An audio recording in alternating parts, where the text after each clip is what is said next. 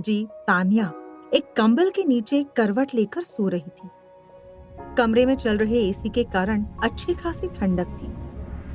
गहरी नींद में भी उसके चेहरे पर टेंशन नजर आ रही थी और उसके होंठ पानी की कमी से थोड़े सूखे लग रहे थे। कुछ ही देर में वो होश में आने लगी और तान्या ने अपनी आंखें खोलने के लिए संघर्ष किया। वो पीठ के बल लेट गई और अपने हाथ से अपने माथे को सहलाया क्योंकि उसे पूरे सिर में दर्द महसूस हो रहा था। कुछ ही देर में उसने देखा कि ये एक लैविशली सजाया गया कमरा था। बिस्तर के चारों कोनों पर गोल्डन रॉड्स थी, जिनके सहारे सफेद जालीदार पर्दे बिस्तर को चारों तरफ से ढके हुए थे। हवा में गुलाब और मोगरे की हल्की महक थी। तभी गुस्से से भरी एक आवाज सुनाई दी, अगर तुम्हारी नींद पूरी हो चुकी है तो यहां से फौरन दफा हो जाओ। तान्या की नींद एक पल में गायब हो गई। उसने सिर ऊपर उठाकर कमरे में चारों तरफ देखा। उसे अपने सिर के पिछले भाग में तेज दर्द महसूस हुआ, लेकिन एक पुरुष की गहरी आवाज लगातार कुछ कहती रही। अपने दर्द के कारण तान्या स्पष्ट रूप से सुन नहीं पा रही थी, लेकिन समझ सकती थी कि वो पुरुष गुस्से में कुछ कह रहा था।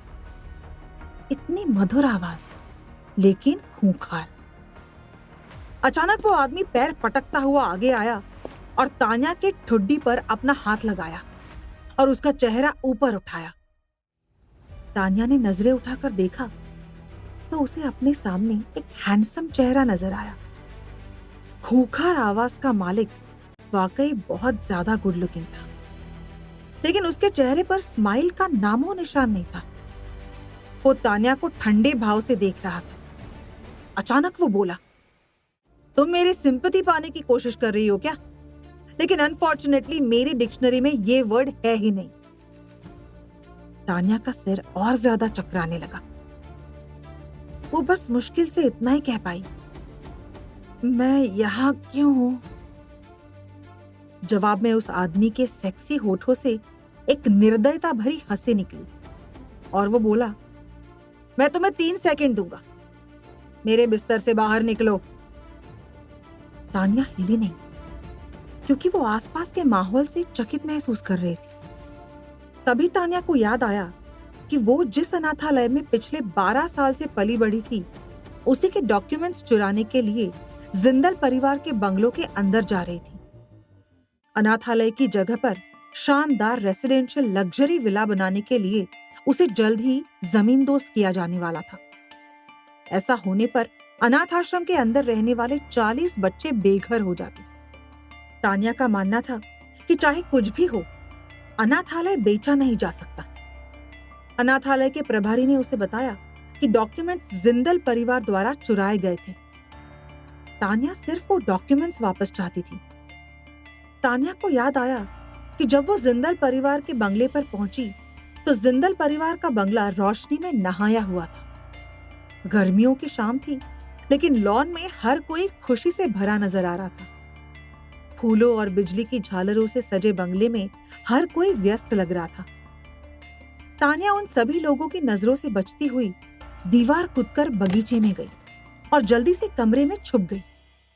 अचानक किसी ने उसके सिर के पीछे वार किया। तान्या को तेज दर्द महसूस हुआ और अगले ही पल वो जमीन पर बेहोश होकर गिर पड़ी थी। बिल्कुल इसी समय एक अच्छी तरह से तैयार, सूट पहने, अधेड़ उम्र का आदमी कमरे के बाहर खड़ा दूसरों को आज्ञा दे रहा था, जल्दी करो और तैयार हो जाओ, जायसवाल परिवार के लोग बस पहुंचने ही वाले हैं, देर मत करो।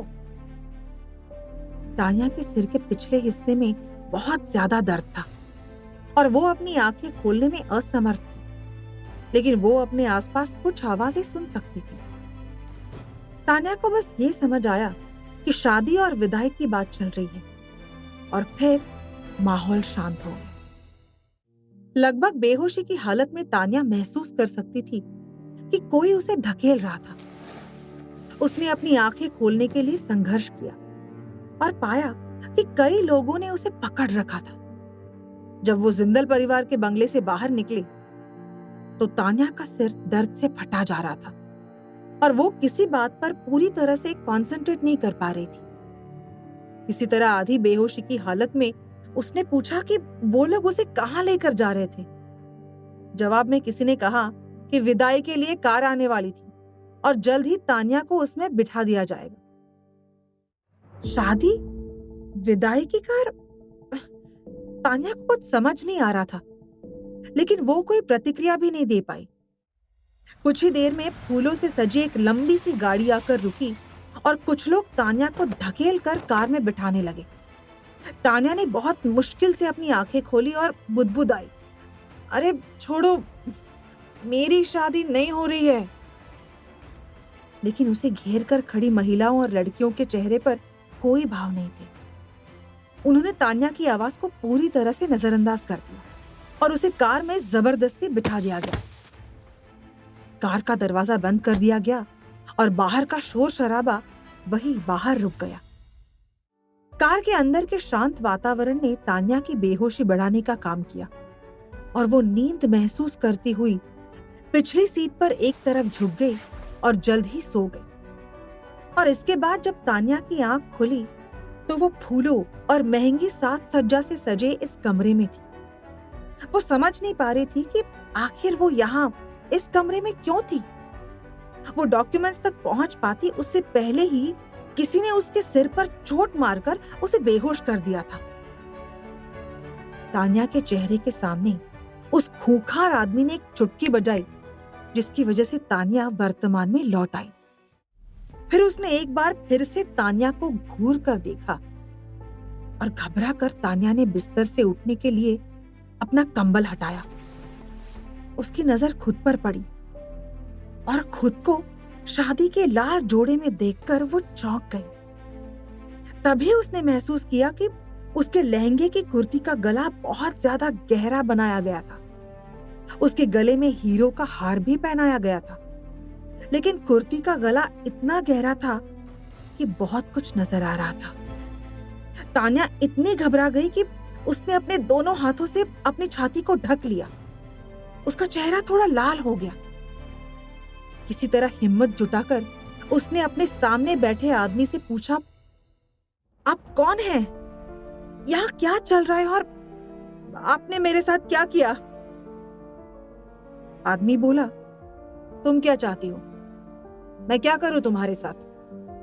इतना कहकर वो बिस्तर के पास खड़ा हो गया और तान्या को व्यंग्यात्मक नजरों से देखते हुए बोला, क्या तुमने सिर्फ मेरे साथ सोने के लिए मेरी बीवी बनने की पूरी कोशिश की?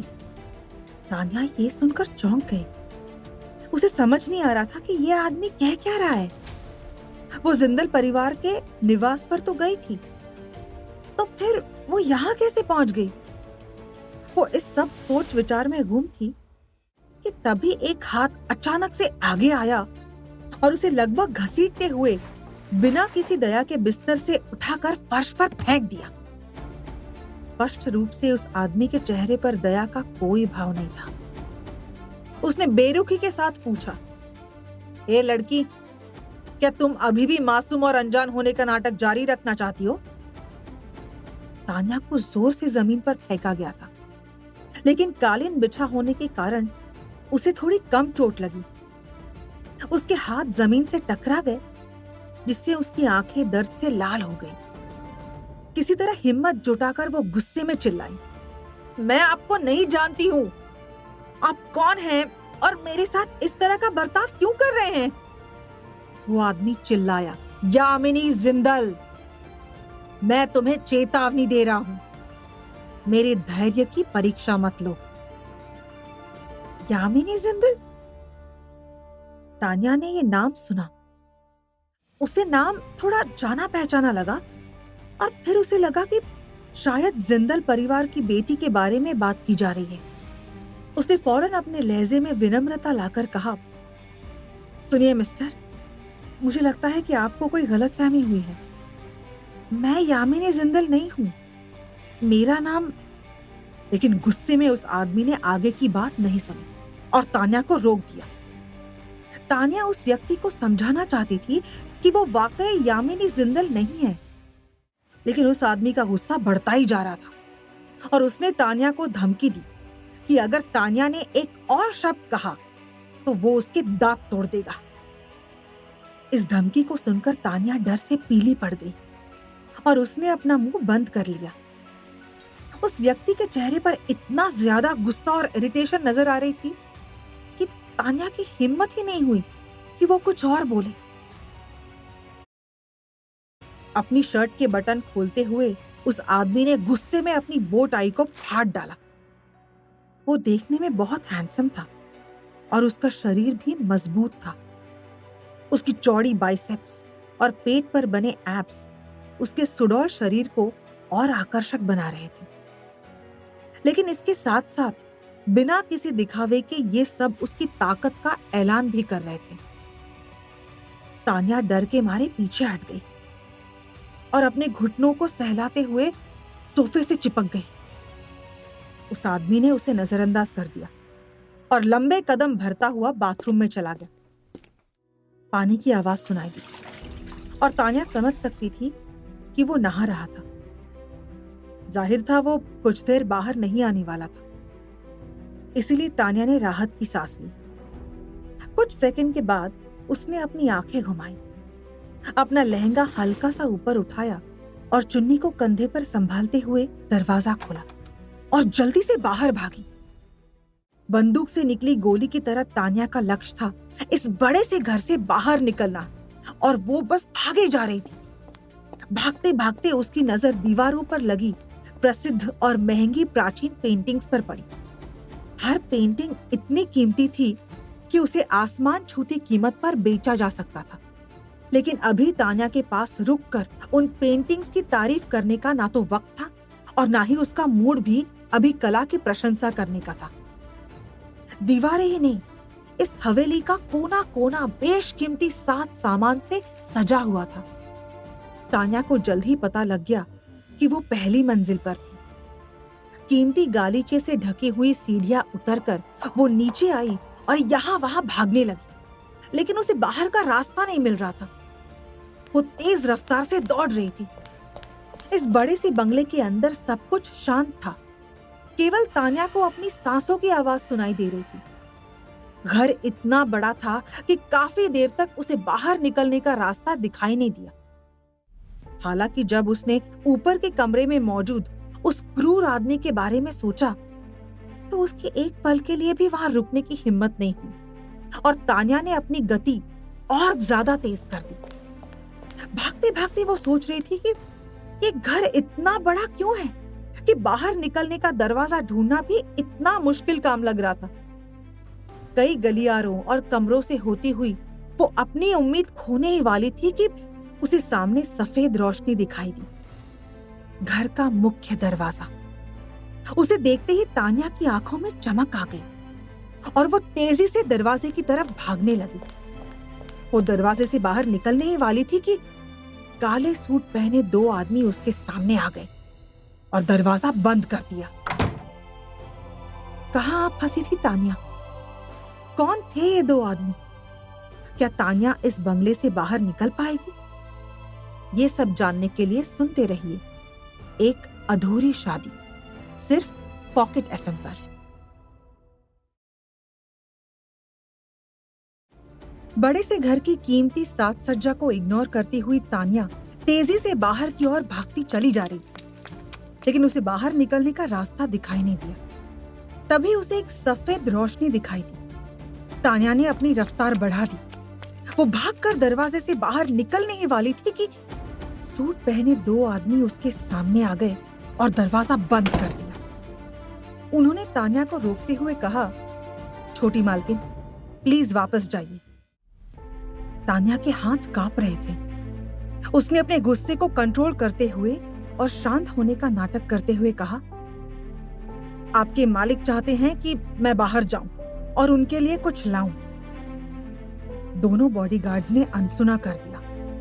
उनका लंबा कद दरवाजे को कवर कर रहा था। तान्या के लिए उनसे फिजिकली उलझकर बाहर निकलना नामुमकिन था। उसने समझाने की कोशिश करते हुए कहा, वो वास्तव में मुझे छोड़ना चाहते हैं, मुझे जाने दे। ऐसे करके आप उसकी मदद ही करेंगे। तभी उसके पीछे से एक आवाज गूंजी, मेरी मदद? क्या और कैसे? तान्या का शरीर कांप उठा। इसके बाद किसी ने उसका हाथ पकड़कर उसे पीछे की ओर खींचा। तान्या का बैलेंस बिगड़ा, वो पीछे की ओर गिरी और उसका चेहरा उस आदमी की छाती से जा टकराया। आदमी की मजबूत छाती और तबंग आभा की महक तुरंत उसकी नाक में समा गई और इधर उस आदमी यानी चेतन जायसवाल के दिल की धड़कन रुक गई जब उसने तान्या के कोमल शरीर को अपनी छाती से दबते हुए देखा। लेकिन उसकी आंखों में घृणा का भाव दिखाई दिया और उसने जल्दी से तान्या को दूर धकेल दिया। चेतन ने पूछा, कहां जाना चाहती हो तुम? तान्या ने अपना सिर नीचे कर लिया। उसका पूरा शरीर कांप रहा था, जिससे उसका नाजुक शरीर और भी पतला दिखाई दे रहा था। चेहरे के चारों ओर बिखरे बाल उसे बहुत ही खूबसूरत बना रहे थे। उसकी आंखें नीचे झुकी हुई थी और कोई शख्स ऐसा नहीं होगा जो उसकी खूबसूरत आंखों में खोना ना चाहता हो। मासूम तान्या की खूबसूरती से अपने दिल में हो रहे बदलाव को भांपते हुए चेतन जायसवाल और भी अधिक क्रोधित हो गया। उसकी आवाज इतनी ठंडी थी कि ऐसा लग रहा था जैसे वो जमने वाली हो। वो चिल्लाया, तुम भागना चाहती हो? तान्या की जबान लड़खड़ाई। नहीं, मैं। चेतन और गुस्से में बोला, क्या तुम्हें पता है कि जायसवाल परिवार हुक्म ना मानने वाले लोगों से कैसा निपटता है? तान्या का शरीर कांपने लगा। उसके सामने खड़ा आदमी इस वक्त उसे एक राक्षस की तरह लग रहा था। उस आदमी ने अपनी आंखें थोड़ी सिकुड़ ली, फिर सपाट लहजे में अपने आदमियों से बोला, यामिनी मैडम को ले जाओ और उन्हें थोड़ी समझदारी सिखाओ। दरवाजे पर खड़े वो लंबे चौड़े दो आदमी आगे बढ़े और तान्या को गलियारे के अंत की ओर घसीटते हुए ले गए। तान्या डर के मारे चीख पड़ी, लेकिन उस नाजुक लड़की की सारी ताकत भी उन दो अंगरक्षकों के खिलाफ संघर्ष करने के लिए कम पड़ रही थी। वो चिल्लाती रही कि मेरी बात का यकीन कीजिए, आप लोगों को वाकई कोई गलतफहमी हुई है, मैं यामिनी नहीं हूं। लेकिन किसी ने ध्यान नहीं दिया।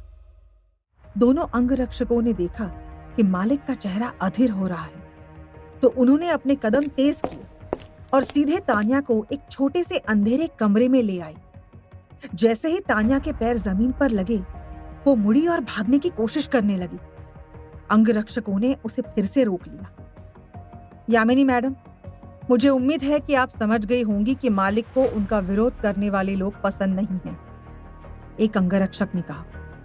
तान्या अपनी सफाई में कुछ कहती, उसके पहले ही वो दोनों दरवाजा बंद करके बाहर निकल गए। पीछे रह गए तान्या और अंधेरा। तान्या का शरीर कांपने लगा और उसकी आवाज अचानक रुक गई। कमरे में अंधेरा था, मानो इसे अवज्ञाकारी लोगों को सजा देने के लिए बनाया गया हो। तान्या घबराकर कुछ कदम पीछे हट गई और एक कोने से टकराकर रुक गई। डर के मारे इधर उधर देखने पर उसकी आंखों को कुछ नजर नहीं आया। वो जिस चीज से सबसे ज्यादा डरती थी वो था अंधेरा। वो यामिनी जिंदल बिल्कुल नहीं थी और वो इस नाम के किसी शख्स को नहीं जानती थी। फिर उसे यहां क्यों बंद किया गया? उसे याद आया कि एक शख्स ने उससे वादा किया था कि वो उसे ढूंढने जरूर आएगा और अभी तक वो उस आदमी से मिल तक नहीं पाई थी। तान्या सोचने लगी कि वो आदमी कब तक उसे यहां बंद करके रखेगा। उसके दिल की गहराई से एक गहरी शिकायत उठी। एक पल में उदासी ने उसे घेर लिया। वो सोचने लगी कि आखिर उसके साथ ऐसा क्यों हुआ? क्या अनाथालय की डॉक्यूमेंट्स चुराने की कोशिश करने के लिए उसे इतनी बड़ी सजा दी गई थी? उस छोटे से अंधेरे कमरे में बस तान्या की सिसकियों की आवाज सुनाई दे रही थी। वो खुद से रोते रोते कह रही थी, मैं तो बस अपना घर बचाने की कोशिश कर रही थी। जायसवाल खानदान के आलीशान बंगले की बड़ी सी स्टडी में चेतन जायसवाल खिड़की के पास खड़ा था। खिड़की के बाहर उसे एक घना जंगल दिखाई दे रहा था। पूरा इलाका पर्वत की चोटियों से घिरा हुआ था। यहां से नजर आ रही पूरी जमीन पर जायसवाल खानदान का मालिकाना हक था। चेतन जायसवाल इस पूरे इलाके की जमीन, इस बड़े से शानदार बंगले और आसपास के व्यवसायों का मालिक था। चेतन की अनुमति के बिना कोई भी वहां पैर नहीं रख सकता था। ये चेतन जायसवाल का साम्राज्य था। वो एक राजा की तरह वहां खड़ा था और अपने हाथ में रेड वाइन का ग्लास पकड़े हुए चेतन उसे धीरे से हिला रहा था। तभी चेतन के पीछे खड़ी उसकी पर्सनल असिस्टेंट लीना यादव बोली, सर, हमने 12 साल पहले वाले उस अनाथालय को ढूंढ लिया। चेतन जायसवाल की निगाहें कांप उठी, लेकिन उसने कुछ नहीं कहा। लीना ने जारी रखा, उस निजी अनाथालय का 10 साल पहले एक आधिकारिक नाम था। इसे अब बचपन अनाथालय कहा जाता है। मैंने जरूरी जांच की और पता लगा कि ये अनाथ आश्रम और इसकी डिटेल्स पूरी तरह से आपके दिए गए डिटेल्स के साथ मैच करती हैं। चेतन जायसवाल ने आखिरकार अपना मुंह खोला और धीमी आवाज में पूछा, Were you able to find?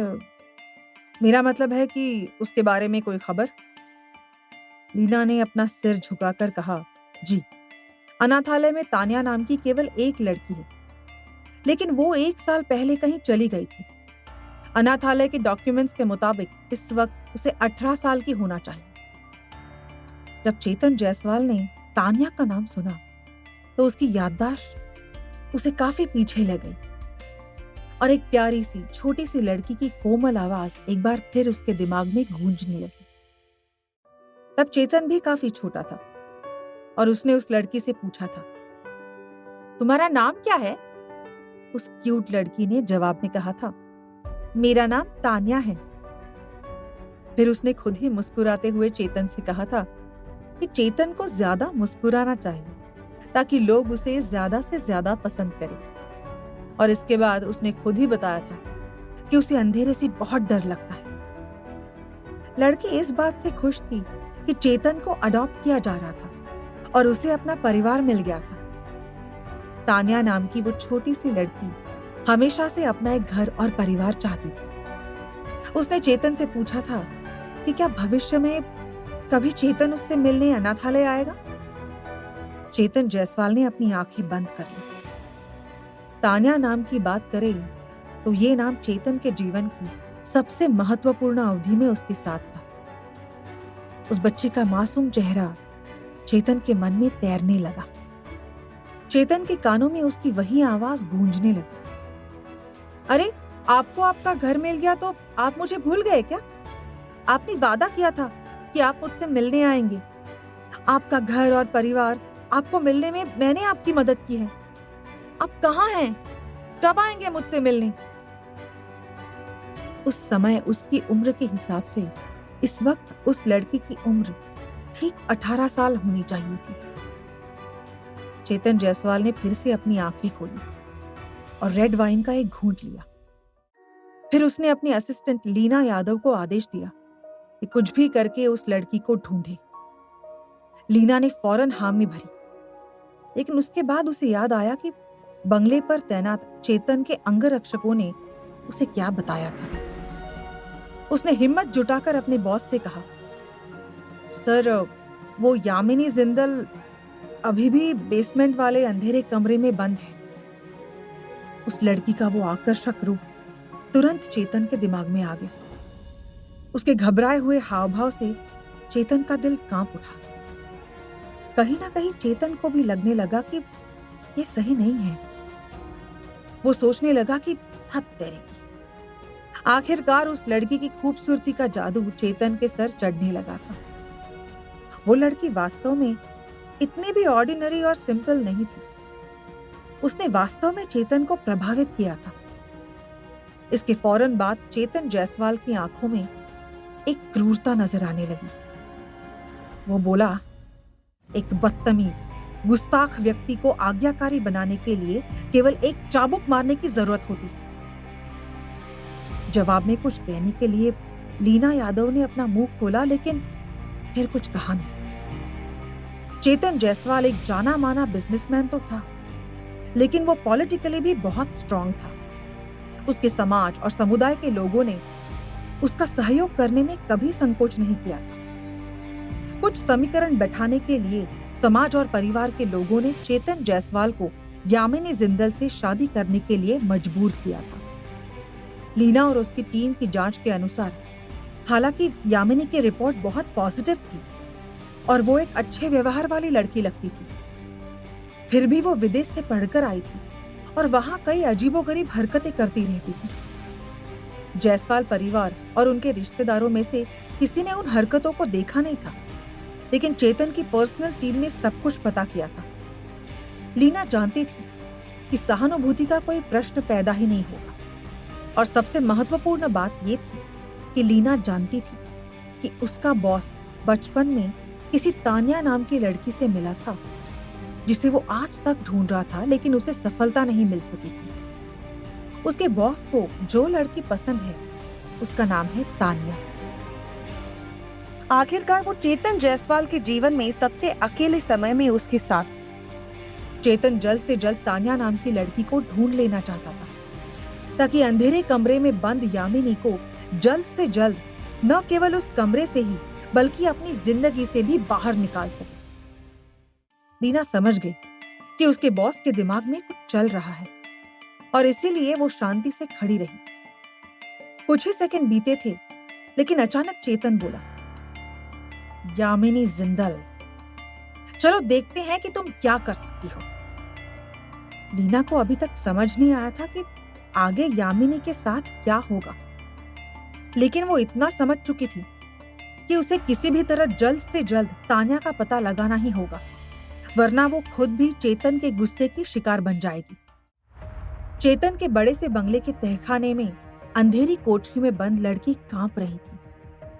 यहाँ बहुत अंधेरा था, यहाँ तक कि दीवारों को भी काला कर दिया गया था। ये कोठरी साउंड प्रूफ थी, इसलिए बाहर की कोई आवाज अंदर नहीं आ रही थी। यहाँ इतनी निगेटिविटी और अंधेरा था कि वो किसी भी इंसान की जीने की इच्छा को हर पल खत्म कर सकता था। तान्या खुद को समझाती हुई बड़बड़ाती रही कि उसे यहाँ कोई भूत नहीं पकड़ेगा और उसे कुछ नहीं होगा।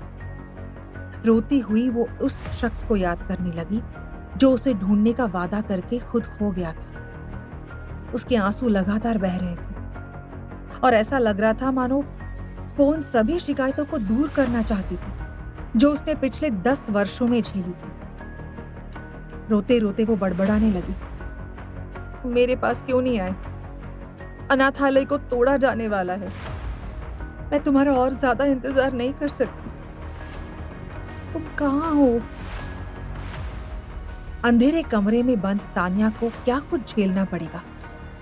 क्या चेतन के बचपन की तान्या और अंधेरे कमरे में बंद तान्या एक ही है? जानने के लिए सुनते रहिए एक अधूरी शादी, सिर्फ पॉकेट एफएम पर।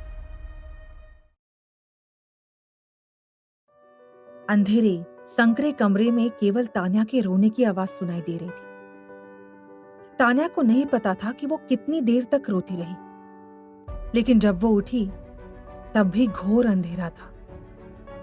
मारे भूख के उसकी आंखें कुलबुला रही थी और उसके सोचने समझने की शक्ति प्रभावित हो रही थी। तभी अचानक कोठरी का बंद दरवाजा खुल गया। कमरे में हल्की सी रोशनी आई और उसी आदमी की बेरहम आवाज सुनाई दी। तो क्या सोचा है तुमने? तान्या ने देखा, चेतन जायसवाल दरवाजे पर था। तान्या घबरा गई और सोचने लगी कि अगर उसने फिर से विरोध किया तो उसे यही बंद कर दिया जाएगा और वो यही तड़प तड़प कर मर जाएगी। चेतन ने उससे सवाल किया कि वो आखिर कौन है? तान्या ने अपनी लड़खड़ाती जबान पर काबू पाते हुए कहा, मैं यामिनी जिंदल हूं। चेतन के चेहरे पर एक विजयी मुस्कुराहट आई और वो बोला, जायसवाल परिवार की बहू बनने के लिए तुम इस हद तक चली गई? साफ साफ बताओ, मुझसे क्या फायदा चाहती हो? तान्या का दिल चिल्ला चिल्ला कर कह रहा था कि वो ऐसी नहीं है और उसने ऐसा कुछ भी नहीं किया है। उसे तो पता ही नहीं था कि यहाँ क्या चल रहा था। लेकिन फिर भी उसने चुप्पी साधे रखी और चेतन ने जो कुछ भी कहा था उसे मौन स्वीकृति के साथ सहमत हो गई। चेतन अंधेरी कोठरी के अंदर आया और तान्या के चेहरे को अपनी तरफ उठाते हुए बोला, यामिनी जिंदल, मेरी जिंदगी में घुसपैठ करने की इस कोशिश के लिए मैं तुम्हें पछताने पर मजबूर करूंगा, याद रखना। तान्या बुत बनी खड़ी रही। उसकी हिम्मत ही नहीं हुई कि वो चेतन की किसी बात का विरोध करे या उसे सच बताने की कोशिश करे। चेतन कुछ देर उसके साथ माथापच्ची करता रहा, लेकिन जब उसने देखा कि तान्या की तरफ से कोई प्रतिक्रिया नहीं हो रही है, तो वो गुस्से में उसे पीछे दीवार की ओर धकेलकर बाहर निकल गया। कुछ ही देर में चेतन के आदेश पर उसके बॉडीगार्ड आए और तान्या को एक बाथरूम में धकेल गए। उसे आदेश दिया गया था कि साफ सुथरी होकर आधे घंटे में तैयार हो जाए, क्योंकि चेतन साहब उससे मिलेंगे। तान्या बाथरूम के ठंडे फर्श पर बैठ गई। वो पहले से ही ठंड से कांप रही थी और जैसे ही उसने खड़ी होकर नल तक पहुंचने के लिए संघर्ष किया, ठंड के कारण उसके पैर कांपने लगे और वो लड़खड़ाकर फिसल गई। ठंडी और सख्त जमीन उसके शरीर से टकराई। उसे दर्द महसूस हो रहा था। इतना बड़ा हंगामा हुआ, फिर भी कोई पूछने तक नहीं आया। तान्या सोचने लगी कि क्या इस घर में किसी को उसके जिंदा रहने या मर जाने से कोई फर्क पड़ता है या नहीं। तान्या ने अपने शरीर को मोड़ा और रोते हुए जमीन पर लेट गई। उसकी आंखों से आंसू लुढ़क गए और जमीन पर गिर पड़े। वो घर जाना चाहती थी, लेकिन उसे याद आया कि उसके पास तो कोई घर है ही नहीं। तान्या की आंखों से बहते आंसू अब रुक नहीं रहे थे। उसका शरीर और ठंडा हो गया और उसकी चेतना धुंधली होने लगी। कुछ देर बाद वो बेहोश हो गई। न जाने कितनी देर बहुत ठंडे फर्श पर बेसुध पड़ी रही। उसकी तरह अपने कानों में पड़ रही एक गुस्से भरी आवाज से टूटी। ये वही खूंखार राक्षस था, यानी कि चेतन जायसवाल। वो बहुत गुस्से में नजर आ रहा था। उसे रोकने के लिए बेतहाशा हाथ हिलाते हुए तान्या तेजी से पीछे हट गई और बोली कि मेरे पास मत आओ। चेतन आगे बढ़ा तो तान्या को लगा कि वो उसे पीटेगा, इसलिए उसने अपने हाथ से चेतन को रोकने की कोशिश की, जिससे तान्या का एक नाखून चेतन के चेहरे पर लग गया, जिससे चेतन को दर्द की हल्की चुभन हुई। चेतन की आंखों में बढ़ता हुआ गुस्सा अब साफ देखा जा सकता था। लड़की को साफ सुथरा होने का आदेश देने के बाद उसने 20 मिनट तक प्रतीक्षा की थी, लेकिन ये लड़की जब नहीं पहुंची तो चेतन ने खुद ही नीचे आकर चेक करने का फैसला किया। हालांकि जैसे ही उसने दरवाजा खोला, उसने जो पहली चीज देखी वो जमीन पर बेहोशी की हालत में लेटी हुई एक आकृति थी। उसका शरीर इतना ठंडा था कि ऐसा लग रहा था कि जैसे वो किसी भी पल दम तोड़ देगी। चेतन मन ही मन सोचने लगा कि ये बेवकूफ लड़की, क्या वो वास्तव में इतनी बुरी मौत मरना चाहती थी? चेतन ने देखा कि लड़की की आंखें अभी भी बंद थी और उसकी हालत बहुत खराब थी। आमतौर पर चेतन का दिल कठोर ही रहता था, लेकिन इस समय वो थोड़ा हिल गया था। उसके चेहरे पर ऐसा तनाव आ गया जैसे वो किसी बड़ी दुश्मन का सामना करने वाला हो। वो नेक इरादे से उससे मिलने आया था, लेकिन इस पागल लड़की ने अपने नाखून से चेतन को ही चोट पहुंचा दी। दांत पीसते हुए चेतन बोला, यामिनी जिंदल, तुम बार बार मेरे धैर्य की परीक्षा ले रही हो, लेकिन अनफॉर्चुनेटली तुम्हारी केस में मेरे पास कोई धीरज नहीं है। तान्या डर के मारे एक कोने में सिमट गई। उसका मन कर रहा था कि धरती फट जाए और वो धरती में समा जाए। डर के मारे वो कांप रही थी। उसकी हालत देखकर चेतन जायसवाल ने उसे पकड़कर अपनी तरफ खींचा। तान्या को शावर के नीचे खड़ी करके चेतन ने शावर ऑन कर दिया। तान्या ने एक पल संघर्ष किया, लेकिन जब गर्म पानी उसके सिर के ऊपर गिरने लगा तो उसके शरीर के ठंड दूर भागने लगी और उसने राहत की सांस ली। उसे एक पल में लगा जैसे अत्यधिक ठंड के कारण हाथ से निकल रही उसकी जिंदगी धीरे धीरे वापस आ रही है। चेतन जायसवाल ने उसकी ओर देखा। उसे डर था कि वो भाग जाएगी। उसने तान्या की कमर को कसकर पकड़ लिया। चेतन ने तान्या से पूछा, कि क्या वो मरने की कोशिश कर रही थी। तान्या की आंखें खुली और चेतन को अपने इतने करीब देखकर वो डर के मारे पीछे हट गई। चेतन का हाथ मजबूती से उसकी कमर को पकड़े हुए था। चेतन ने एक कदम पीछे लिया और फिर उसे जबरदस्ती अपनी तरफ खींच लिया। उसका माथा दूर से चेतन के ठोड़ी से टकरा गया। चेतन ने उसे खा जाने वाली नजरों से घूरा। तान्या बहुत ज्यादा डर गई और जल्दी से अपना हाथ चेतन की ठड्डी के नीचे रख रोते हुए उसने उसे रगड़ा। फिर उसने चेतन को एक्सीडेंटली चोट पहुंचाने के लिए उसे माफी मांगना शुरू किया, लेकिन चेतन ने डांट कर उसे चुप करा दिया। तान्या ने जल्दी से अपने होठों को सिकुड़ लिया। वो बोलने की हिम्मत नहीं कर रही थी। उसके आंसू अभी भी टपक रहे थे और शावर के गर्म पानी में मिल रहे थे। चेतन तान्या के दयनीय रूप से और भी चिढ़ गया था। उसने इस लड़की के बारे में पूरी जानकारी जुटाई थी, लेकिन न जाने क्यों ऐसा लग रहा था कि जुटाई गई जानकारी और ये लड़की एक दूसरे से बिल्कुल अलग है। जिंदल परिवार की इकलौती बेटी घर में आज्ञाकारी और सीधी सादी होने का नाटक करते हुए बाहर अपने दबंग व्यवहार और अपनी हरकतों के कारण सुर्खियों में थी। वो अपनी निर्दयता के लिए भी मशहूर थी। चेतन सोचने लगा कि क्या यामिनी इतनी अच्छी एक्ट्रेस थी कि वो इतने लंबे समय के बाद भी अपना असली व्यक्तित्व एक्सपोज नहीं कर रही थी। तभी उसने महसूस किया कि तान्या का माथा तभी भी चेतन की ठोड़ी को सहला रहा था। चेतन ने उसे रुकने के लिए नहीं कहा। इसके बजाय जब उसने देखा कि तान्या के हाथ में तेज दर्द हो रहा है, तो चेतन को गर्व महसूस हुआ। दर्द के बावजूद तान्या की हिम्मत नहीं हो रही थी कि वो रुक जाए। चेतन ने यामिनी से कहा कि वो देखना चाहता है कि वो कितनी देर तक उसकी ठोड़ी को सहला सकती। तान्या के हाथ में इतना दर्द था कि वो उसे और नहीं उठा सकती थी, लेकिन उसने रुकने की हिम्मत नहीं की। वो दोबारा उस अंधेरे कमरे में बंद नहीं होना चाहती थी। तभी अचानक चेतन का दूसरा हाथ तान्या की कमर तक पहुंचा और शादी का जोड़ा अचानक फट गया। अगले ही पल तान्या की कुर्ती और लहंगा छिटक कर जमीन पर गिर पड़े। तान्या घबरा कर चिल्लाई और उसने अपने दोनों हाथों से अपने सीने को ढक लिया।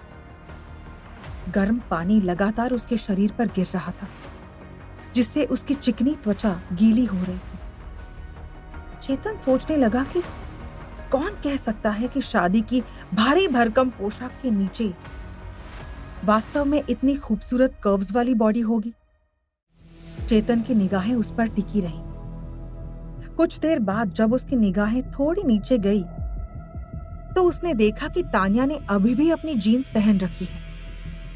उसका चेहरा अचानक गुस्से से भर गया।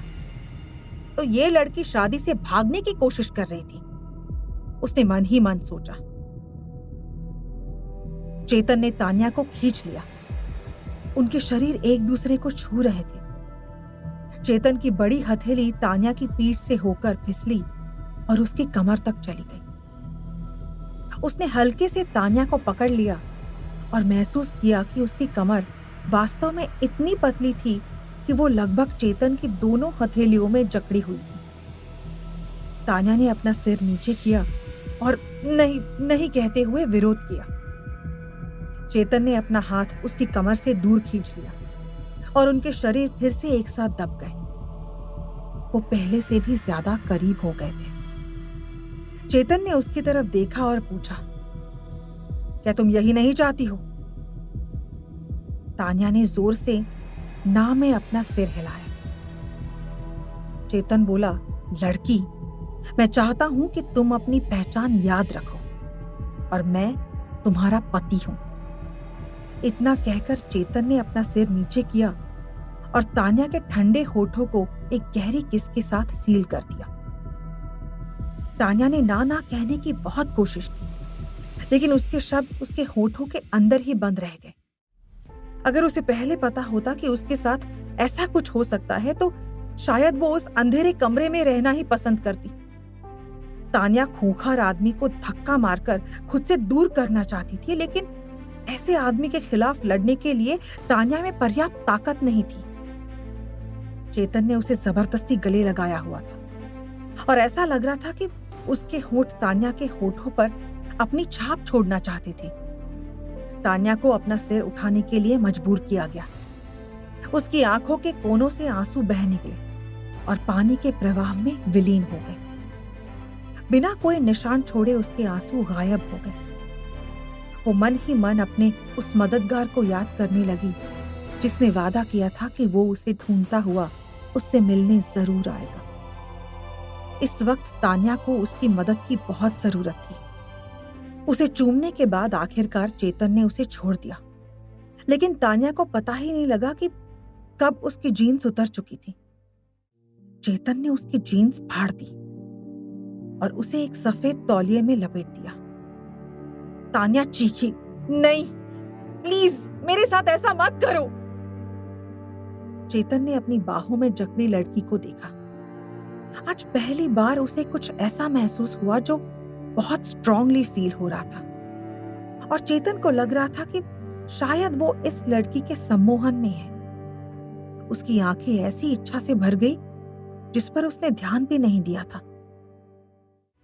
वो बोला, ऐसा नहीं करूं या ऐसा ही करूं? यही तो तुम चाहती हो, है ना यामिनी? तान्या सिहर उठी और तड़प कर बोली, नहीं, बिल्कुल नहीं। तान्या ने अपना सिर हिला दिया। ये देखकर कि वो अब भी पहले की तरह ही जिद्दी थी, चेतन ने अपना हाथ हटा लिया और बिना दया के उसे छोड़ दिया। झटके के कारण तान्या गिरते गिरते बची और उसने संभलने के लिए चेतन की बाजू को थाम लिया। चेतन मुस्कुराया और बोला, तो आखिर कौन नजदीकियां बढ़ाना चाहता है? तान्या ने जल्दी से अपना हाथ पीछे खींच लिया, लेकिन इसके तुरंत बाद चेतन की मजबूत बाहों ने उसे उठा लिया और उसे बाथटब में ले आया। चेतन बोला, अब मैं तुम्हें टेस्ट करने वाला हूं। And I'm sure it's not worth 17 crores. इसकी कीमत 17 करोड़ रुपए तो बिल्कुल भी नहीं है। आखिर क्यों चेतन कर रहा था तान्या के साथ ऐसा बर्ताव? क्या ये लड़की वास्तव में तान्या ही है? जानने के लिए सुनते रहिए एक अधूरी शादी, सिर्फ पॉकेट एफएम पर।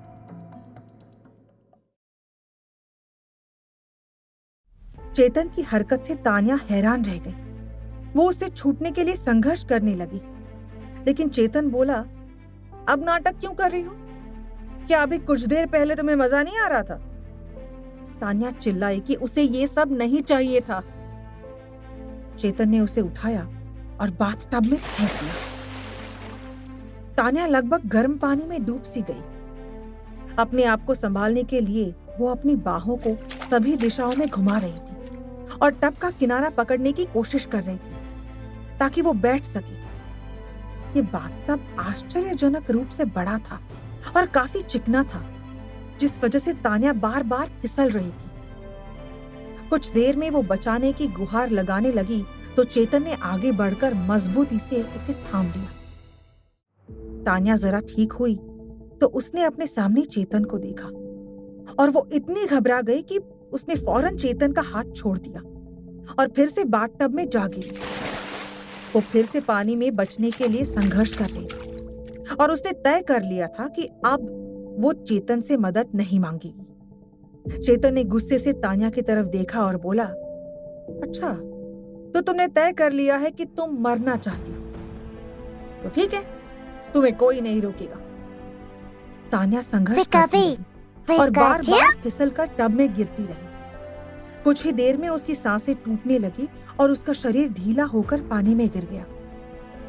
चेतन ने जैसे ही ये देखा, उसने हाथ आगे बढ़ाया और तान्या को पानी से बाहर निकाल लिया। गुस्से में बड़बड़ाते हुए उसने तान्या से कहा, बेवकूफ लड़की।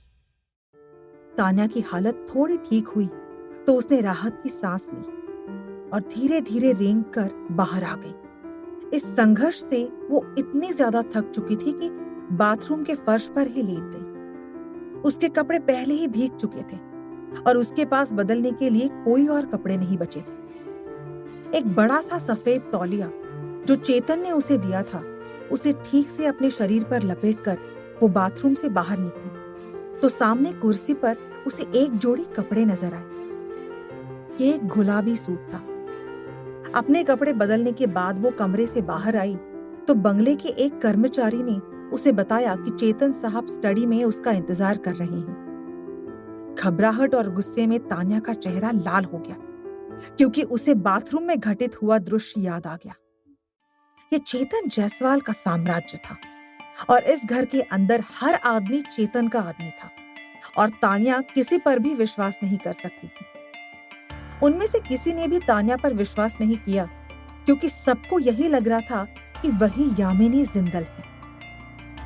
बहरहाल तान्या उस व्यक्ति के पीछे पीछे एक बड़े काले दरवाजे तक गई। दरवाजे के बाहर से वो आदमी वापस चला गया। तान्या ने गहरी सांस ली और दरवाजा खटखटाया। कमरे के अंदर से कोई आवाज बाहर नहीं आ रही थी। उसने एक पल के लिए सोचा और फिर हाथ उठाकर दरवाजा खोल दिया। बड़े स्टडी रूम में रोशनी कम थी। लकड़ी की एक बड़ी मेज के पीछे चेतन बैठा था। उसका आधा चेहरा अंधेरे से छिपा हुआ था। केवल उसकी दृढ़ ठुड्डी दिखाई दे रही थी। उसने तान्या को अपने पास आने का आदेश दिया। तान्या अपनी जगह पर खड़ी रही।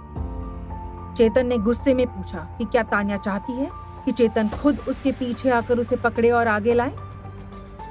चेतन की गुस्से से भरी आवाज सुनकर तान्या ने कुछ धीमे कदम आगे बढ़ाए और एक भी शब्द कहे बिना स्टडी के बीचों बीच रुक गई।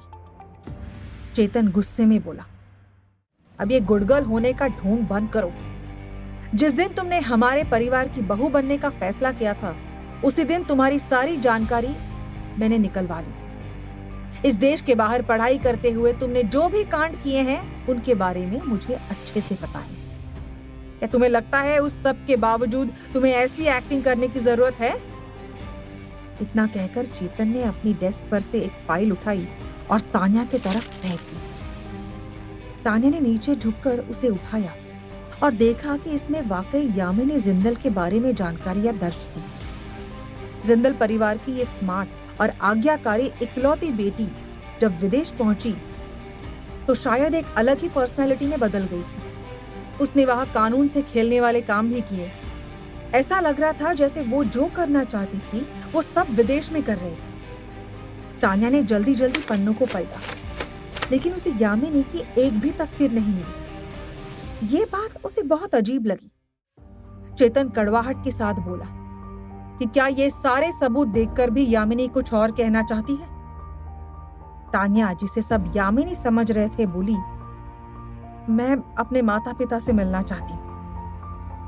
दरअसल इतने विनम्र स्वर में बात करने के पीछे तान्या की सोच थी कि अगर उसे जिंदल परिवार के सामने खड़ा किया जाए तो वो लोग पहचान लेंगे कि वो उनकी बेटी यामिनी जिंदल नहीं है और उसकी अपनी असली पहचान साबित होने में मदद मिलेगी। तान्या जानती थी कि वो यामिनी जिंदल नहीं है और इस शैतान की पत्नी यानी असली यामिनी जिंदल को वो जानती भी नहीं थी, ना ही जानना चाहती थी। तान्या तो बस किसी तरह इस कैद खाने से निकलकर अपनी आजादी चाहती थी। चेतन ने उससे पूछा कि वो अपने माता पिता से क्यों मिलना चाहती है। तान्या ने कुछ देर चेतन को समझाने की कोशिश की, लेकिन फिर उसे समझ आ गया कि इस व्यक्ति को जब तक क्यों का जवाब नहीं मिलेगा ये बात को आगे नहीं बढ़ने देगा। वो समझ चुकी थी कि इस व्यक्ति के सामने वो कोई तर्क नहीं कर सकती क्योंकि ये लॉजिक समझना ही नहीं चाहता। चेतन ने अपने पैरों को अपने सामने की टेबल पर फैलाया और तान्या को फिर से अपने पास आने के लिए कहा। तान्या हिचकिचाई। चेतन गुस्से में बोला कि तान्या उसे दूसरी बार इस बात को दोहराने के लिए मजबूर ना करे। तान्या धीरे धीरे चलती हुई उसके पास पहुंची और इससे पहले कि वो संभल पाती, अचानक चेतन ने हाथ बढ़ाकर उसे अपनी तरफ खींच लिया। तान्या का संतुलन बिगड़ा और वो चेतन के ऊपर गिर गई। तान्या ने जल्दी से उठने की कोशिश की, लेकिन चेतन ने उसे कमर से पकड़ लिया। चेतन के हाथ तान्या की कमर को सहला रहे थे और फिर तान्या को अपनी गोद में बिठाकर चेतन ने फिर से सवाल किया कि वो यानी यामिनी अपने माता पिता से क्यों मिलना चाहती है। तान्या बमुश्किल इतना ही कह पाई कि वो उन्हें देखना चाहती है और इसके बाद वो चेतन की गोद से उठने की हिम्मत तक नहीं कर पाई। उसकी हालत देखकर चेतन को हंसी आ गई। उसने तान्या से कहा कि तान्या को उसे सहमत होने का कारण देना ही होगा। तान्या कुछ नहीं बोली। चेतन तंज करते हुए बोला, मैडम जी, आपको क्या लगता है कि मैंने सिर्फ आपको यहाँ मेहमान बनाकर रखने के लिए करोड़ों रुपए खर्च किए हैं? तान्या ने डरते हुए पूछा कि आखिर चेतन उससे क्या करवाना चाहता है। चेतन ने उसे घूरा और बोला, क्या किसी पत्नी को यह भी सिखाने की जरूरत है? डर से कांपती तान्या ने अपनी मुट्ठियां भी भींच ली और अपनी आंखें कसकर बंद कर ली। कांपते होठों से उसने चेतन के गाल पर एक किस किया। डरते हुए तान्या ने पूछा कि क्या ये ठीक है? चेतन हंसा और बोला, क्या ये केस 19 करोड़ के लायक है? तान्या का पूरा शरीर कांप रहा था, लेकिन वो जानती थी कि अगर वो जिंदल परिवार से नहीं मिल पाई तो वो अपनी पहचान कभी साबित नहीं कर पाएगी। वो यहाँ एक पल भी नहीं रहना चाहती थी। उसने किसी तरह अपने होठों को चेतन के होठों से टच किया और एक हल्का सा किस किया। ये ऐसा था जैसे कोई तितली किसी फूल को अपने पंख से छूकर निकल जाए। इसके बाद उसने उठने की कोशिश की, लेकिन चेतन ने फिर से उसे कमर से पकड़कर बिठा दिया। तान्या को अंदाजा हो चुका था कि चेतन उसके साथ क्या करने वाला है। वो दोबारा उठकर भागने की कोशिश करती, इससे पहले चेतन ने उसे दबोच लिया और उसे जबरदस्ती किस करने लगा। चेतन उसे इतने अग्रेसिवली किस कर रहा था कि ऐसा लग रहा था जैसे वो तान्या को निगल जाएगा।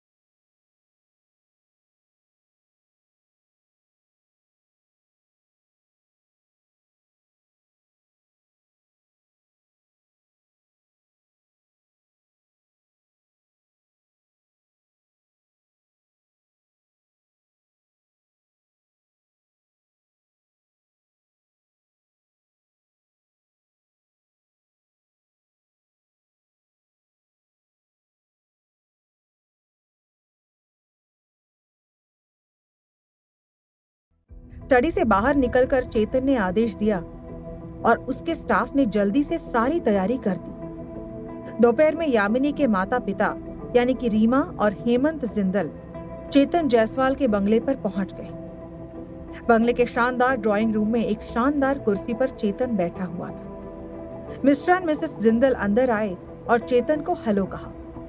फिर मिस्टर जिंदल ने पूछा कि चेतन ने आखिर उन्हें क्यों बुलाया है। चेतन अपनी जगह से उठा नहीं, लेकिन उन्हें बता दिया कि उनकी बेटी यामिनी उनसे मिलना चाहती है। वो दोनों दूर खड़ी तान्या की तरफ पलटे और तान्या की आंखों में उम्मीद की हल्की सी किरण झिलमिलाई। तान्या लपक कर आगे बढ़ी और बोली, मिस्टर जिंदल, प्लीज इन्हें बताइए कि मैं आपकी बेटी यामिनी जिंदल नहीं हूं। बैठक का बड़ा कमरा कुछ देर के लिए खामोश हो गया। कुछ देर बाद मिस्टर जिंदल ने अपने चेहरे पर मुस्कान के साथ तान्या का हाथ पकड़कर उसे अपनी तरफ खींचा और प्यार से बोले, ये तुम कैसी बहकी बहकी बातें कर रही हो बेटी? क्या तुम हमारी बेटी नहीं हो? तान्या को जैसे सदमा लगा। वो बदहवास होकर चिल्लाई, नहीं, मैं आप दोनों को नहीं जानती, बिल्कुल नहीं जानती। मैं यामिनी जिंदल नहीं हूं। चेतन ने एक विजयी मुस्कान के साथ तान्या की तरफ देखा। तभी रीमा जिंदल आगे आई और तान्या से बोली, यामिनी मेरी बच्ची, क्या तुम अभी भी नाराज हो? मुझे पता है कि तुम शादी नहीं करना चाहती थी, लेकिन तुमने ये भी तो कहा था कि तुम चेतन को पसंद करती हो, और अब तुम्हारी शादी हो गई है, इसीलिए गुस्सा छोड़ दो, नाराज मत हो। तान्या चीखी, चिल्लाई, सच बताने के लिए पूरी कोशिश की और उसके बाद गिड़गिड़ाई, लेकिन मिस्टर और मिसेस जिंदल ने उसे यामिनी कहकर ही संबोधित किया और बार बार कहते रहे कि वो खुद ही इस शादी के लिए मानी थी और अब इस तरह के ड्रामे करना उसे शोभा नहीं देता। जिंदल दंपति की बातों से ये बात साबित हो गई कि वो यामिनी ही थी और तान्या के पास कहने के लिए कुछ नहीं बचा। मिस्टर जिंदल ने तो चेतन से यहाँ तक कह दिया कि यामिनी बहुत जिद्दी बच्ची है और वो उसे समझाएंगी। चेतन ने उसकी तरफ देखा तो पाया कि वो इतनी घबराई हुई थी कि रोने ही वाली थी। उसका चेहरा पीला पड़ गया था। तभी किसी जरूरी फोन को सुनने के लिए चेतन को अंदर जाना पड़ा। तान्या ने मिस्टर जिंदल से कहा कि उन्होंने झूठ क्यों बोला, वो तो उनकी बेटी नहीं है।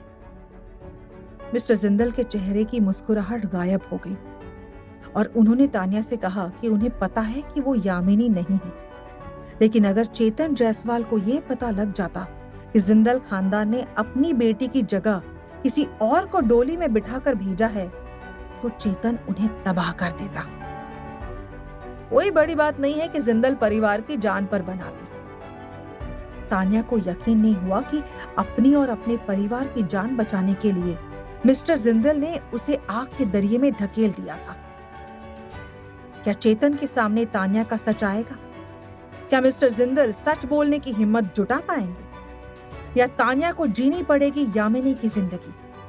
जानने के लिए सुनते रहिए एक अधूरी शादी, सिर्फ पॉकेट एफएम पर।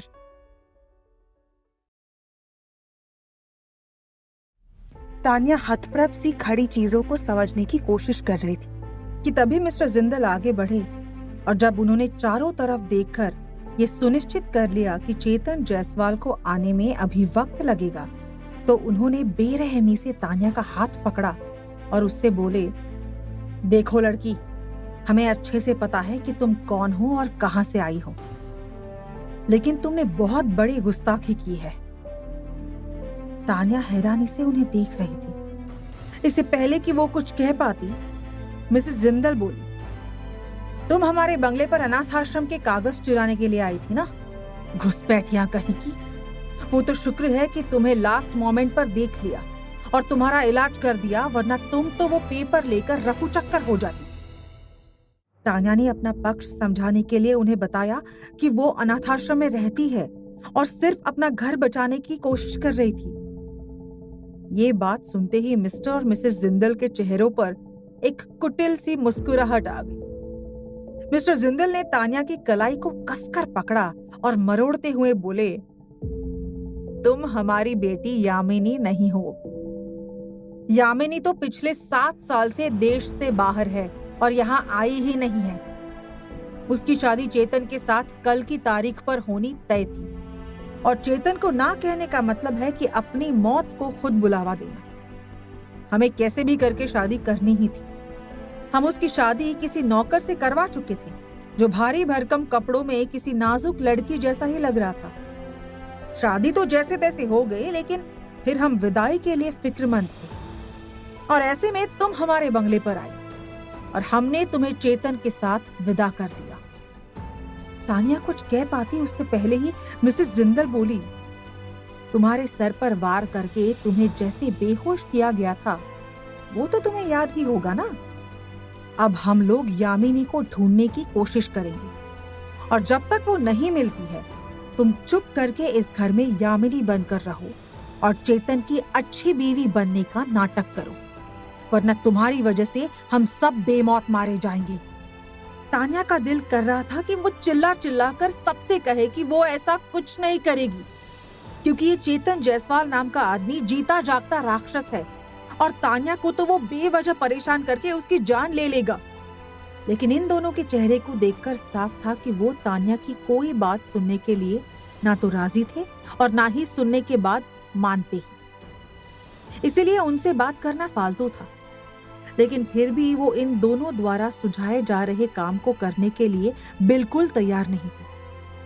उसे सोच में मगन और परेशान देखकर मिसेस जिंदल उसके पास आई और उससे कहा कि अगर वो नहीं मानेगी तो चेतन निश्चित तौर पर सबसे पहले उसी की जान लेगा, और अगर वो मिस्टर और मिसेस जिंदल की बात मान लेती है तो वो लोग अपनी बेटी यामिनी के लौटते ही तान्या को आजाद कर देंगे। इसके बाद वो अपनी जिंदगी को आजादी से अपनी तरह से जीने के लिए या फिर अपने अनाथ आश्रम लौट जाने के लिए आजाद होगी। उन्होंने ये भी वादा किया कि वो जो आलीशान रेसिडेंशियल विला बनाने जा रहे हैं उस कॉलोनी का प्लान थोड़ा चेंज कर लेंगे और अनाथ आश्रम को छोड़ देंगे। ये प्रलोभन तान्या के लिए बहुत बड़ा भावुक कर देने वाला विषय था। तान्या को अभी भी चुप खड़ी देखकर मिस्टर जिंदल ने उससे कहा कि वो सच कह रही थी, क्योंकि ये एक once in a lifetime offer था। तान्या इस ऑफर के लिए हाँ तो नहीं कहना चाहती थी, लेकिन अनाथ आश्रम के कागजात मिल जाने की बात सुनकर वो अपने आप को बहुत विचलित महसूस करने लगी थी। उसने पूछा कि क्या उसके मान जाने से वाकई अनाथ आश्रम की जमीन को छोड़ दिया जाएगा। मिस्टर जिंदल ने उसे भरोसा दिलाया कि ऐसा ही होगा। अगले ही पल तान्या की आंखों के सामने चेतन जायसवाल का भयानक और क्रूर चेहरा घूम गया और वो सिहर उठी। उसने डरते हुए जिंदल दंपत्ति से पूछा कि उसे कब तक यहाँ रहना होगा और उन लोगों की अपनी बेटी यामिनी को ढूंढकर वापस इंडिया लाने में कितना समय लगेगा। मिसेस जिंदल ने उसे यकीन दिलाते हुए कहा कि वो भी अपनी बेटी के लिए बहुत परेशान है और कोशिश करेंगे कि जल्द से जल्द यामिनी का पता लगाए और उसे घर लाया जाए। लेकिन तब तक तान्या को इस नाटक में उनका साथ देना होगा, वरना गेहूं के साथ घुन भी पीसता है और जिंदल परिवार के साथ साथ तान्या के भी जान पर बनाएगी। तान्या ने धीरे से अपनी आंखें बंद कर ली। एक गहरी सांस लेते हुए वो उन दोनों से बोली, याद रखें कि आपने मुझसे क्या वादा किया था। कहीं ऐसा ना हो कि अपना काम निकलने पर आप दोनों इस बात से मुकर जाएं। दरअसल जिंदल परिवार को अपनी प्रतिष्ठा के साथ साथ इस बात की भी सक्रिय थी कि चेतन जायसवाल के एक इशारे पर उनके बिजनेस के आर्थिक समीकरण गड़बड़ा सकते थे। इन्वेस्टर अपना हाथ पीछे खींच लेते और दूसरे लोग अपने अपने ऑर्डर कैंसिल कर देते हैं। ऐसे में जिंदल परिवार का बिजनेस ठप हो जाता और उनकी कमर टूट जाती। इसके बाद बेरहमी से शायद वो सभी कत्ल भी कर दिए जाते, क्योंकि सुनने में आता था कि चेतन जायसवाल की डिक्शनरी में माफी शब्द है ही नहीं। तान्या मायूस होकर एक सोफे पर बैठ गई और अपनी जिंदगी के बारे में सोचने लगी। सही मौका देखकर रीमा जिंदल अपनी पति को एक कोने में ले गई और उनसे पूछा कि क्या वो वाकई अनाथ आश्रम की जमीन छोड़ना चाहते थे। इस बात के जवाब में मिस्टर जिंदल ने ठहाका लगाया और अपनी पत्नी से कहा कि ऐसा कभी नहीं होगा, क्योंकि जब उनकी बेटी यामिनी विदेश से वापस आएगी तो उसकी देखभाल करने के लिए एक निजी नौकरानी भी तो होनी चाहिए और वो उन्हें इस काम के लिए उपयुक्त लग रही थी। तभी अचानक जायसवाल बंगलो का बटलर अचानक अंदर आया और उसने तान्या से कहा कि उसके मालिक मिस्टर जायसवाल तान्या मैडम को याद कर रहे हैं। चेतन का नाम सुनते ही तान्या का शरीर कांपने लगा। हालांकि